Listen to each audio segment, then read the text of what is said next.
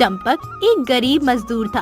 वो एक टूटे फूटे घर में अपनी पत्नी और बच्चों के साथ रहा करता था। चंपक रोज सूरज निकलने से पहले घर से निकलता और गांव के किसानों का अनाज और फल सब्जी गोदामों तक ले जाता था। बस इसी काम से जो फूटी कौड़ी उसे मिलती, उससे अपने घर का खर्चा चलाता था। एक दिन वो वापस आया तो घर की छत टपक रही थी और चंपक की पत्नी ने उससे बोला, अजी, ये देखिए, अभी बरसात शुरू नहीं हुई और छत से पानी टपक रहा है। क्या करूं दीपाली, कब से छत की मरम्मत करवाने का सोच रहा हूं, लेकिन इतने पैसे ही नहीं बचते। जो कमाता हूं उससे रोज का राशन बमुश्किल मिलता है। मैं तो सोच रहा हूं ये गोदाम का काम छोड़ दूं और कोई और काम ढूंढ लूं। नया काम ढूंढने में तो बहुत समय लग जाएगा और हमें घर की छत जल्दी ठीक करवानी होगी, वरना बहुत नुकसान हो जाएगा। रोशनी बता रही थी कि इस बरसात में खूब तूफानी बारिश होगी। अगर बारिशों का सिलसिला शुरू हो गया तो इस टूटी फूटी छत के नीचे हम सब बीमार पड़ जाएंगे। कह तो तुम ठीक ही रही हो दीपाली। अच्छा, मैं जमींदार के पास जाता हूँ। पिछले हफ्ते उसकी सब्जी मंडी ले गया था, हो सकता है वो अब मेरी कुछ मदद कर दे। ये कहकर चंपक जमींदार के घर की तरफ चल पड़ता है।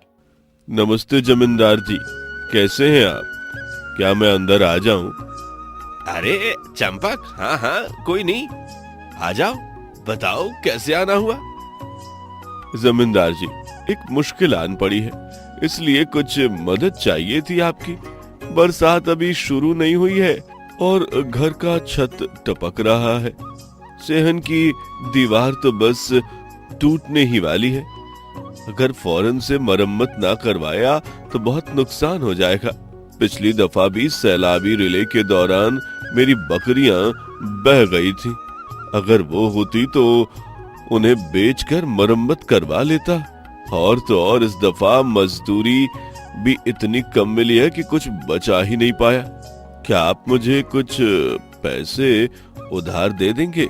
मैं आपको किस्तों में लौटा दूंगा। चंपक, मुझे तुम्हारे घर के हालात सुनकर बहुत अफसोस हो रहा है। मैं तुम्हारी मदद करना चाहता हूँ, लेकिन तुम भी जानते हो मेरी जिम्मेदारी बहुत घाटे में जा रही है। इस दफा चावलों की फसल बिल्कुल अच्छी नहीं हुई और जो हुई उन्हें कीड़े खा गए हैं, इसलिए मुझे बहुत नुकसान हुआ है। और हाँ, तुम भी अपने लिए कहीं और मजदूरी तलाश करो। जमींदार जी, मैं तो अपना मसला लेकर आया था, आपने तो मेरी मजदूरी ही बंद कर दी। अब इस बारिश में कौन मुझे काम देगा? मैं तुम्हारी तकलीफ समझ सकता हूँ, लेकिन मुझे भी तुम्हारी तरह अब कोई और काम धंधा ढूंढना होगा। फसल हुई नहीं और जमीन तो बेच रहा हूँ। अब कोई नया धंधा ही शुरू करना पड़ेगा, वरना घर कैसे चलेगा?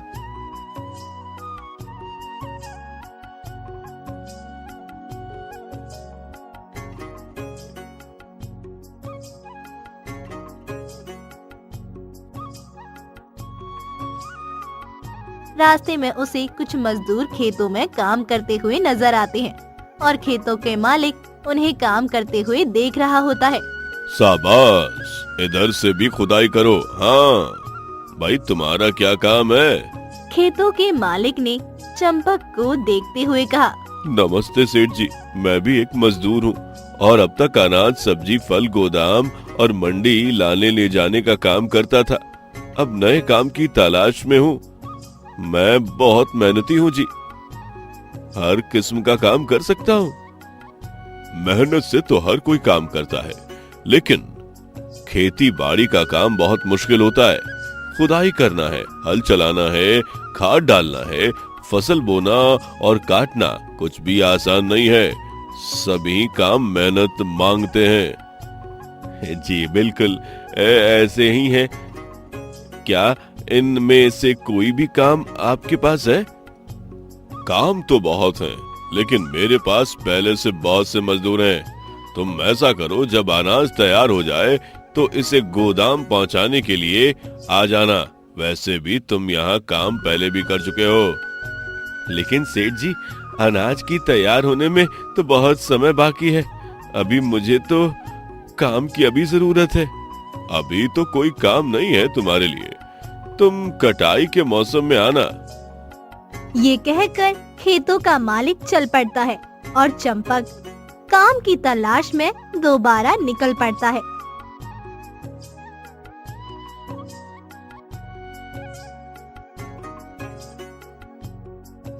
फिर रास्ते में चंपक को गांव की उस्तानी का घर नजर आता है। वो सोचता है कि मैडम जी रोज स्कूल पढ़ाने जाती हैं। इनको जरूर किसी काम वाले की तलाश होगी जो बर्तन कपड़े धो जाए। कोई ना, मैं इनसे पूछ लूं।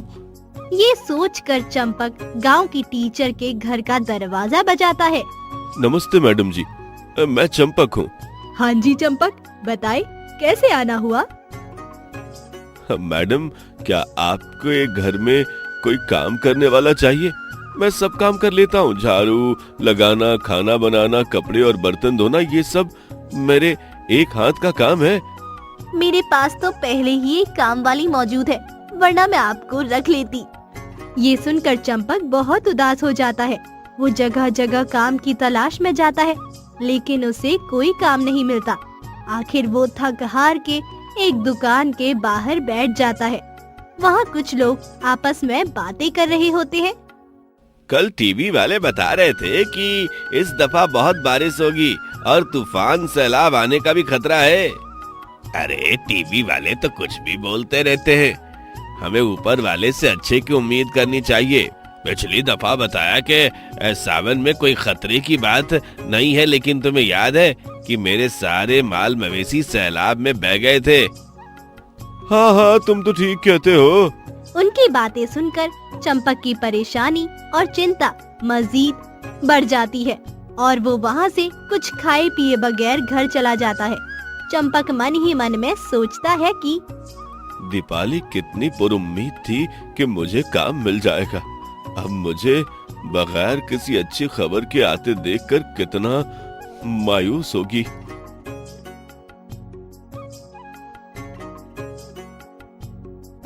जब चंपक घर पहुंचता है तो देखता है कि दीपाली बिस्तर में होती है और बुखार से तड़प रही होती है।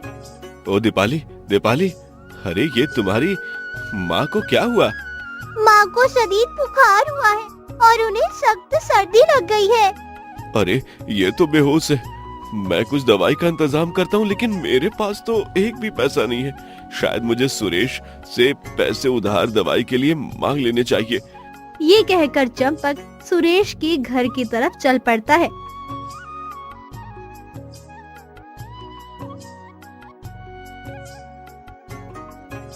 और उसके दरवाजा खटखटाता है। कुछ देर बाद सुरेश घर से बाहर आता है। अरे चंपक मियाँ, इस वक्त खैर है, कैसे आना हुआ?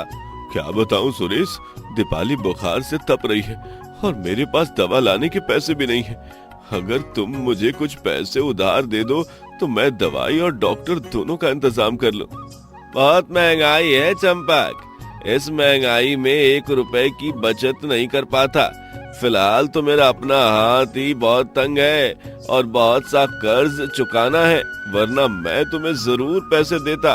ये कहकर सुरेश घर का दरवाजा बंद कर देता है। चंपक अभी घर के बाहर ही होता है कि उसे आवाज आती है। चंपक था, पैसे मांग रहा था, कह रहा था अगले महीने वापस कर दूंगा, लेकिन इसके पास तो पैसे ही नहीं है और कोई काम भी नहीं, फिर कैसे वापस करता, तो मैंने नहीं दिया। सुरेश ने अपनी पत्नी को बताया। चंपक दरवाजे के बाहर उनकी बातें सुन लेता है और मायूस होके वहाँ से चला जाता है।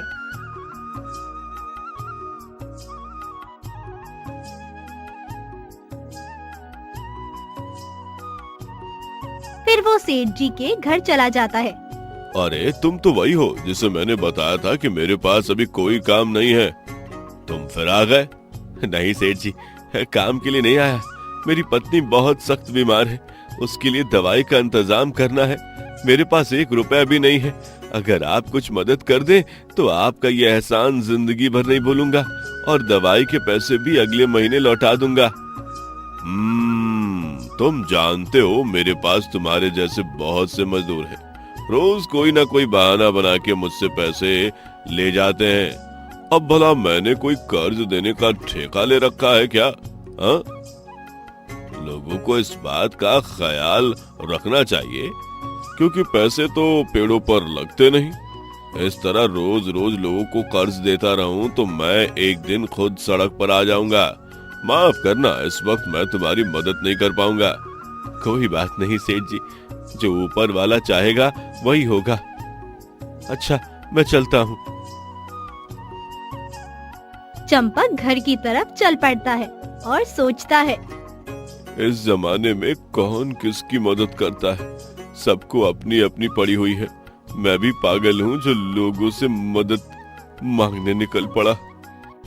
चंपक अपनी सोच में चला जा रहा होता है कि रास्ते में एक पत्थर से टकराकर नीचे गिर जाता है और अपने होश खो बैठता है।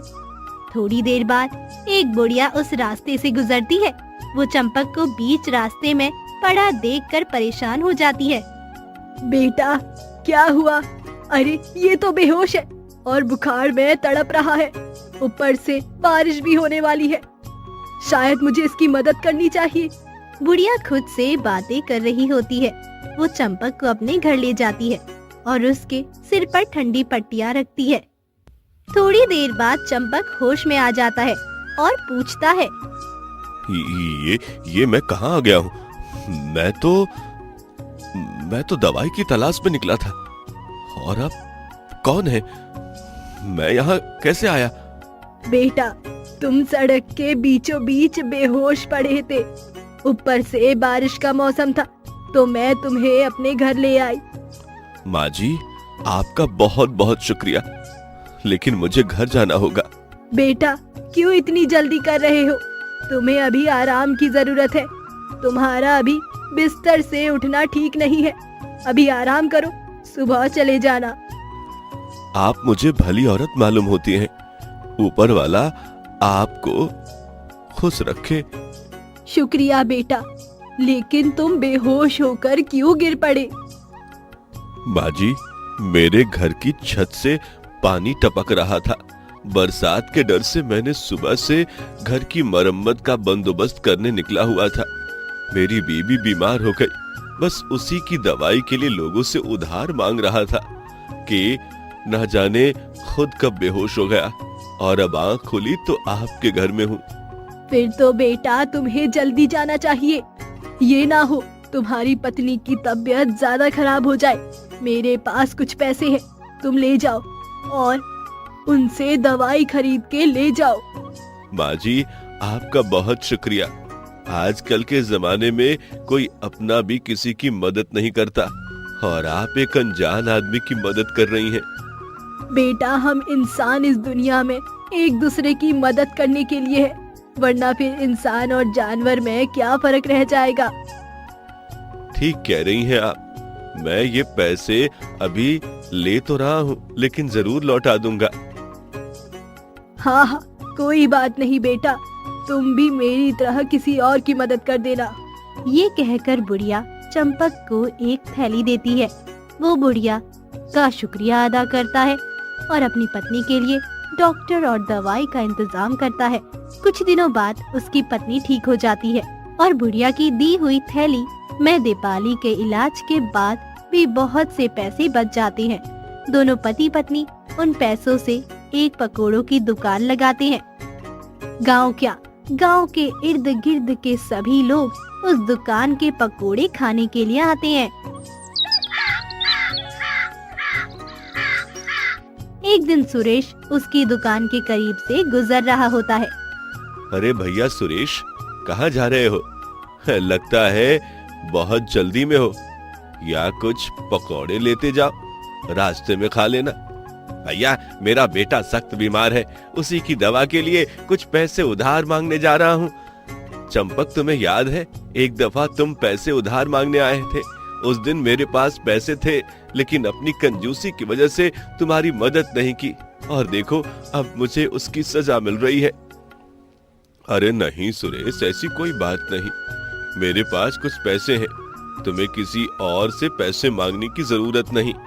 तुम अपने भाई से पैसे ले जाओ, जब दिल चाहे वापस कर देना। लेकिन मैं अपनी गलती की वजह से बहुत शर्मिंदा हूँ। उस वक्त पैसे दे देने चाहिए थे। कोई बात नहीं भैया, रात गई बात गई। ऊपर वाला तुम्हारे बच्चे को सेहत दे।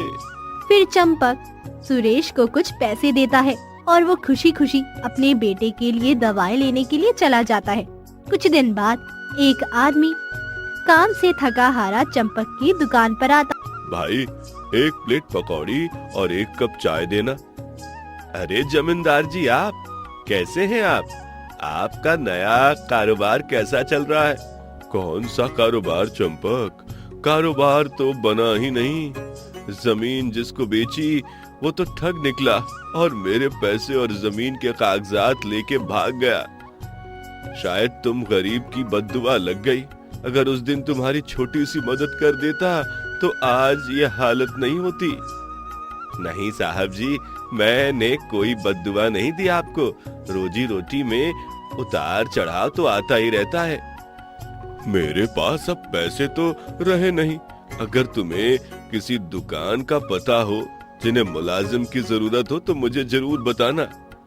जमींदार जी, ऊपर वाले की कृपा से मेरा कारोबार बहुत अच्छा जा रहा है। मैं कुछ दिनों तक एक और दुकान खोलने जा रहा हूँ, तो आप वहाँ मुलाजमत कर सकते हैं।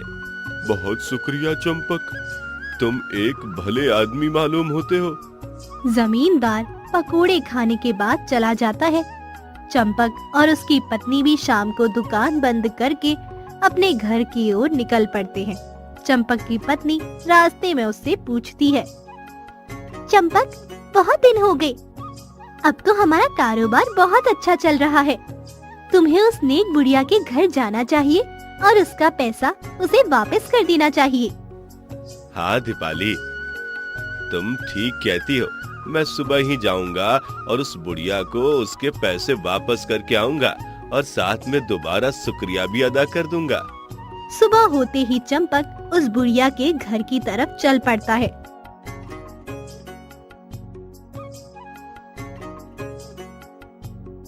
वो दरवाजा बजाता है और एक आदमी बाहर आता है। हाँ जी, आप कौन? नमस्ते, मैं चंपक। यहाँ एक बुढ़िया रहती हैं। मैं उनसे मिलने आया हूँ। उन्होंने मेरी बुरे वक्त में बहुत मदद की है। कौन सी बुढ़िया? वो लगभग 80 साल की औरत थी जिन्होंने मेरी मदद की। वो इसी घर में रहती थी। अरे भैया, मेरे घर में तो कोई औरत नहीं है, सिर्फ मेरी माँ थी और उसको फौत हुए 40 साल हो गए। पिछले 40 साल से मैं यहाँ अकेला रहता हूँ। अरे मुझे याद है, माँ जी यहीं रहती थी। आप शायद गलत जगह पर आए हैं। यहाँ पर कोई औरत नहीं रहती। ये कहकर आदमी घर का दरवाजा बंद कर देता है।